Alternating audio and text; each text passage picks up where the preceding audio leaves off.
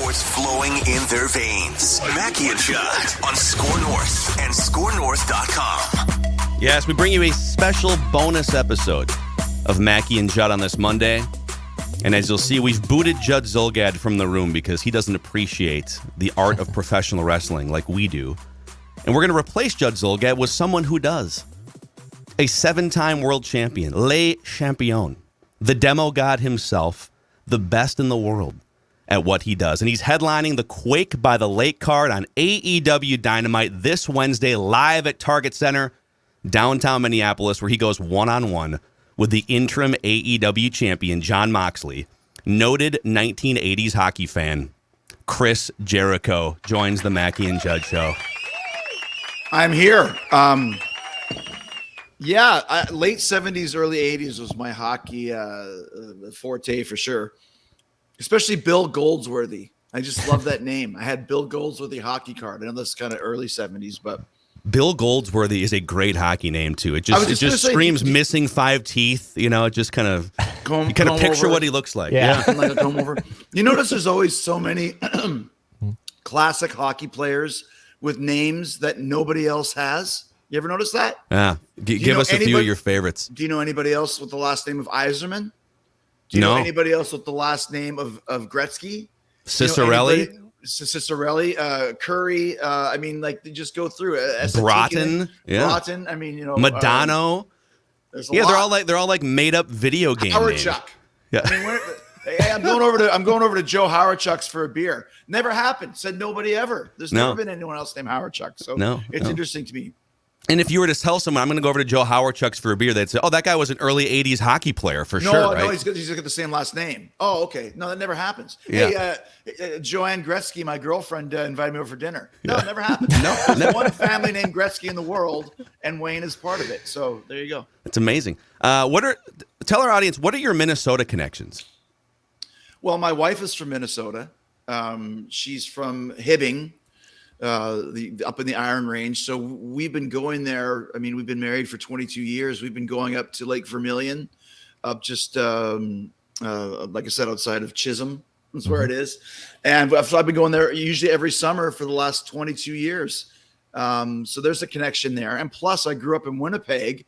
So whenever we were going down to the big city for a vacation, we'd go to Minneapolis, Valley Fair. My gosh. I've been to Valley Fair. Is Valley Fair still exist? Yeah. It is. Yeah, dude. Declan. So what they have the corkscrew was one of the first roller coasters. It would go upside down, I think. Wild Thing is there a big one? The Wild Thing. We would go kind of the first trips that I took with my high school friends without parents would be to Minneapolis. Go to Minneapolis for the weekend, man. So so there's always been great connections with Minneapolis and Chris Jericho, basically since I was a teenager all the way up till now. Love it. So I've wanted to ask you. It's Declan and I are both longtime wrestling fans. We followed your career for almost the duration. Declan was born in the early '90s. I was born in the mid '80s, and so like we've followed you along. And I think one of the things I love the most about your career is how many times you have moved off of something into reinvention. You have such a great creative way of continuing to make yourself relevant over 30 years. What advice would you give someone in life looking to reinvent themselves? Well, and that's the secret. It's not just a wrestling thing or an entertainment thing. Is you have to reinvent, you have to evolve, and you have to update. Nobody ever wants to be a nostalgia act. And once again, that goes for anything. You could be a pharmacist and you don't want to do the same tricks you were using, 4 or 5 years ago. So, but I think more so in entertainment and in wrestling, it's very much a David Bowie concept in that he always changed his look. He always updated his vibe all the way until the day he died with the Black Star record. And Button Eye was the character he created. I always liked that in that you could go to a Halloween party and dress as Chris Jericho with 10 of your friends, and nobody would have to dress in the same outfit. You could have 10 different Chris Jerichos, 10 different Bowies. And that's what I wanted to do. Cause like if you go see a rock and roll band, even the Stones, I saw them a month ago and they play a new song. It's like, that's the way it should be. So I always wanted to keep myself evolving and changing, because when you're on TV 52 weeks a year, year after year after year. If you look the same and do the same thing, it gets pretty tired very quickly. And I never wanted to have that. So that's the mindset with that. Chris, who's someone maybe on the AEW card that you've seen since it's launched here 3-4 years ago that has kind of changed their persona and upped it to a level, not maybe of Chris Jericho, but someone who has changed their idea and it keeps evolving into the next steps? Well, I think there's a lot of guys that have evolved just in the way they see the business. I mean, when we first started, it was Chris Jericho and kind of a ragtag group of guys that hadn't really been on TV a lot as far as being on national TV. So if you look at the way that Darby Allin runs his matches now, or Jungle Boy, or Sammy Guevara, or any of those types of guys, Daniel Garcia, guys that have worked with me a lot, that have worked with other vets, that have really learned Britt Baker, how to become a television performer, how to run your matches where it's not all just about, high spots and big bumps, but the psychology of a match and the promos. Eddie Kingston is great at it. MJF is great at it. So I think we've got a lot of guys that are learning how to become national television stars, which there's a big difference, and if you don't know, you might think, oh, come on, there's not that much of a difference, but there really is. And I think that's one of the reasons why rosters improve so much is they're really figuring out how to be on TV 52 weeks a year and have matches, promos, and a character that's a little bit exciting than it was in the past where you were doing shows that weren't really on TV.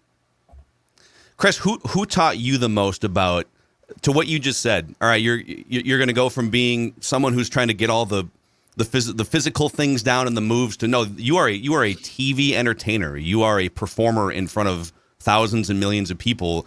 You need to walk into those shoes. Who taught you the most about doing that? I mean, there's a lot of different guys. I mean, I learned a lot from Pat Patterson, who was in the WWFE for 30, 40 years.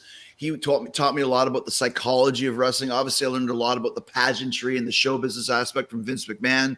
And in the ring, a guy like Shawn Michaels, a guy like The Rock. I mean, we kind of taught each other some of those things. But, I think just having the experience of doing this for as long as I have, you take different things from years and decades in different countries that you worked in to be able to shake it all up into a total kind of package. But you learn from a lot of different people. I mean, I've learned some stuff from Tony Khan even because he kind of brought back a lot of passion to the business because he came in with a younger perspective than Vince had. So anybody that you work with and work for, you can learn a little bit from if you respect them and appreciate their vision. Chris, you mentioned Britt Baker and DMD, who's as someone who is a big wrestling fan myself, I've loved watching her evolution too on AEW. And I think what's so unique lately with AEW is you guys have really closed that gap. Like I feel like WWE the last 4 or 5 years, the thing that they've really hung their hat on is their women's division. But now I think AEW has closed that to where it's now just neck and neck, right? You have Britt Baker, Ruby Soho's come over. Obviously, Toni Storm. There's so many great women's wrestlers now. It seems like you guys are now closing that gap, and it really looks like you guys are just as good at that women's division as WWE is. Well, like I said, we don't ever really focus on what WWE is doing. You can't because we have, 2 shows a week that we have to focus on and telling the best stories and the best matches and all that sort of thing. But I'm really proud of development of our some of our girls. You mentioned Britt. I mean, she came into her own when she got hurt a couple of years ago. She couldn't wrestle and thought it was the worst time ever. And I was like, no, it's actually probably the best time because now you can just do more promos and more interviews and work on the character. And that really got her over. I think Jade Cargill's a natural who's come in, who's just learning the personality side of things. And she's got personality, believe me. Toni Storm has done a great job of coming in. Like you mentioned, Ruby's been kind of reinvigorated. So you start with what you have and then you make, it's like the thing I love about working with AEW is Tony treats it like he's the general manager of a football team or a soccer team, is that you start with your roster and then you fortify it. Okay, you need a running back. You go out and find a great running back and add that to your team. So we've really been working on our team and we have great vets. We have great performers in their prime, and we have a great kind of bullpen of younger guys and girls that are still learning that have massive potential to become breakout stars. So that's what you have to do when you're on a team. And AEW really is the best example of a team that I've been involved with since I've been in wrestling. It really is a different vibe and a different mindset where everyone is working together to become the biggest stars that we can all become and have the best show that we possibly can. And that comes from, once again, supporting each other and not kind of going behind each other's backs for the politics that can happen sometimes. A couple more things here for the legendary Chris Jericho. So one of the best compliments I feel like I can give you in this last year is that there's been a couple matches, probably number one being the death match against Nick Gage, where I was genuinely watching and concerned for your well-being and health going into, which is a great way to sell a match. Oh my God, is someone going to get maimed in this match? What is it like for you going into either death matches or barbed wire everywhere matches that, on the outside looking in, how do you not come out of that feeling like you were in a car crash or going through something dangerous? Can you pull back the curtain a little for us of how you feel going into and through those matches? You don't come out of it not feeling. I mean, a wrestling match is hard enough as it is, but the reason why those matches worked for me is because the story dictated it. I mean, barbed wire everywhere was kind of the final confrontation with Eddie Kingston and Chris Jericho. It had an 8-month feud with every other type of, normal wrestling match, blood and guts match, anarchy in the arena match. Guy tried to light me on fire. I threw a fireball in his face, et cetera, et cetera, et cetera. So it really did fit what we were doing. And, obviously, I mean, those matches, I kind of think they're really good for the business in a way, because people sometimes get a little bit too carried away with like, oh, it's just a show and they're not really hurting each other.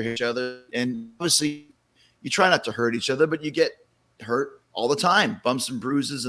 But when you see a barbed wire everywhere match, you see barbed wire literally sticking into, somebody's skin, it kind of changes the perspective of how people kind of mock wrestling in a lot of ways and dismiss it. You don't want to do those every night. I did one in 1992. I did one 29 years later in 2021, 93, 21. So maybe, in another 29 years, or what year is it? 22, whatever the hell it is. I'll do one every 30 years, let's say. So, but like I said, it fit the story, which is most important to me. And I think it like I said, it makes people cringe a little bit to like, wow, this really is pretty crazy stuff. And wrestling by proxy is crazy. And I like it when it puts it into perspective that you can really get hurt in this business, and you should respect the performers that are doing this a little bit more than some people do, on social media, for example. Yeah. It is this Wednesday night, AEW Dynamite, Quake by the Lake, live at Target Center in Minneapolis. Tickets available, AEWTix.com. That's AEWTix.com. Just one last thing for you here. You have a 3-decade history with Vince, and he officially has stepped down, and now Stephanie and Triple H are running the WWE. I guess what was the summary of your thoughts when you saw that news officially come across the wire last week, Chris? Well, once again, I haven't worked there in 5 years, so it had to happen eventually. It seems a little surreal, but we are more than doing our own thing here, and good luck to them. But to me, the most important thing is the world title match that I have with Jon Moxley in Minneapolis. Once again, it's always been a great town for me. This is my first world championship title shot in 2.5 years. Let's get it back. Get it back, baby. So it's going to be a huge match, and we're really excited for Dynamite. It's going to be one of the biggest matches of my career and one of the biggest matches of Moxley's as well. Actually, that's one thing I love real quick about AEW. You guys, the creative way that you brand and promote Wednesday Night Dynamite, it doesn't just have to be AEW Dynamite. Put a layer on top of it. Quake by the Lake, right? I love the way that you guys are putting together these special events on TBS every week. It's a blast. Well, I think it stems from kind of boxing, Thriller, Manila type thing. Yeah. We like, when we first started, I had an idea. Why don't we have every episode call it something? Like, every episode of Friends has a name. Yeah. And we don't do that every episode. The one with the barbed wire. Exactly. Yeah. The one with the barbed wire. So, yeah, I think we do have those sorts of tent poles. And, that means maybe next year we'll come back and do Quake by the Lake too, or maybe make it an annual show where it's not just always about the pay-per-view, it's about the weekly Dynamites as well. So once again, we're really, really stoked. Minneapolis is a great wrestling city. It's a great Chris Jericho city, and it's going to be a great night this Wednesday. Awesome, man. Chris Jericho. Thank you, sir. Appreciate you coming on the show. Thanks, guys. Cheers. Right on, man. All right, Beautiful AEWtix.com if you want to check it out. Quake by the Lake, AEW Dynamite decks. Good stuff, man. Can't wait. Take that belt off Mox, Chris. Go get it. Let's get it. Go get it.